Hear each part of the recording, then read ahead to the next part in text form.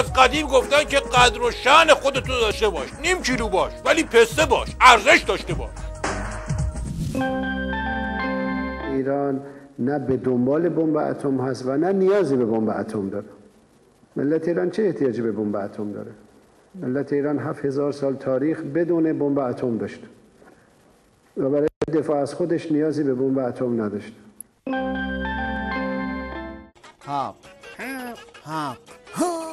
حق مسلم ماست. انرژی هستی حق مسلم ماست. حق مسلم. تجسم یک رویا. آخه ما حقی داریم دیگه. کدوم حق؟ ای بابا کدوم حق؟ اگر از همه جا مانده و از همه جا رانده اید، حق مسلم خود را باور کنید. با انرژی هسته‌ای کانون خانواده را غنی کنید. واقعا نمیدونم با چه زبونی از آقا محمود تشکر کنم. واقعا وقتی منو با حق مسلمم پیونداد، اصلا پیوندای زندگی من جوش خورد. خیلی واقعا جوش، یعنی کنه‌ای خورد. میدونی مثلا کلا با منزلم تصمیم گرفتیم که تو خونه‌مون یه نیروگاه را بندازیم. تقسیم کار کردیم. من گاز هگزا میزنم، منزل که زرد درست میکنه، بچه‌ها هم تو آب سنگی خلاصه شنا شروع میکنن، حالا شروع میکنن. زندگی پرجوش و خروشی داریم در کلیت. اصلا بابا چند بار من بگم این ایزوتوپای اتاق‌های بچه‌ها تنظیم کن اینجوری مشکلات ایجاد نکنه دیگه. عیب نداره، زندگی از این بالا پایین‌ها زیاد داره. من به همه خانواده‌ام پیشنهاد میکنم که همشون با هم برن زیر آبشار حق مسلم. جون جون جون به جونم، زندگی شیرین میشه با حق مسلم. نکته‌ای که باید توجه داشته باشید اینه که باید پاشو چی صفر کنی. جفت پاشم باید صفر کنی، یعنی پای این قضیه باید صفر باشه. اگه شل باشه چی نشتی میده. تشعشعاتش هم همونطور که میدونید عوارض جانبی داره. البته اگر هم خیلی صفر باشه کل تأسیسات دچار مشکل میشه. قسمت بعدیش اینه که سطح کار همیشه باید چی باشه؟ خشک باشه وگرنه میسوزه. برای این کار میشه از این مواد استفاده کرد. مثلا من از این مواد استفاده میکنم، یا که میتونید از این موادم استفاده کنید. توی کارم مواظب باشید تا حداقل تماس رو با سطح کار داشته باشید تا آغشته نشید. مثلا تو این قسمت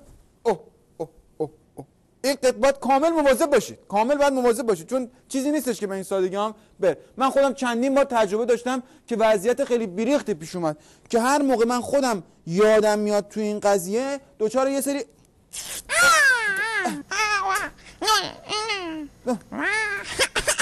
همونطور که میدونی، همونطور که گفتم نباید زیاد صفر باشه، چون که چی باعث میشه صدای بچه در بیاد. الان کار ما تمومه، بچه سبک شده. من پیشنهاد خودم اینه که پیشنهاد خودم به همتون از لاستیکی حق مسلم استفاده کنید. مارک خوبیه، حق مسلم و شرکا. خیلی بچه هم توش راحت میتونه از این چی استفاده کنه. وای وای وای چه ناز بچم، چون میپوشه لاستیکی حق مسلم. برادر شما با این جدیت و با اینو چیزایی که داری چی میخوای بگی؟ من اومدم اینجا بگم من این حقو میگیرم. من کوتاه نمیام از اینا، شلبل میکنم همه رو. من نشناختید تریت ایولایی هم که از لواش واسه میزنم بالا. بچه‌ها بهم میگن خوشگل وحشتناک، من بهشون میگم آقای خودتون تریت. من از اینا کوتاه نمیام. همین. براوو، احسنت. این همه انگیزه رو از کجا آوردی؟ اما از مصونیتش، از برق نگاش، از اون قلب شهرش تریت. آخه بابا زحمت کشیدیم پاش، 6 ساله داریم برای جون میکنیم، بزرگش کردیم. حالا یکی میخواد بدین حق ما بگیره، هر کی میخواد باشه، بچه این محل باشه تریت، یا حتی دو تا کوچه پایین‌تر. اگه تمام محلشون هم برداره بیاره، من از این حق چی کوتاه نمیام تریت. نظرت درباره تحریم‌ها چیه؟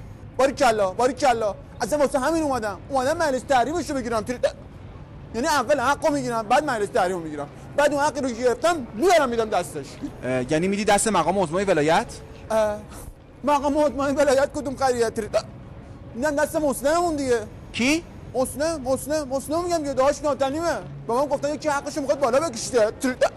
اومدیم بگیریم. من کوتاه نمیام سر این قضیه. بابا داداش اشتباه گرفتی. مسلم کیه؟ اون مسلمه. انرژی هسته‌ای حق مسلم ماست. کی اشتباه گرفته من؟ یعنی کسی حق مسلم ما رو نخورده؟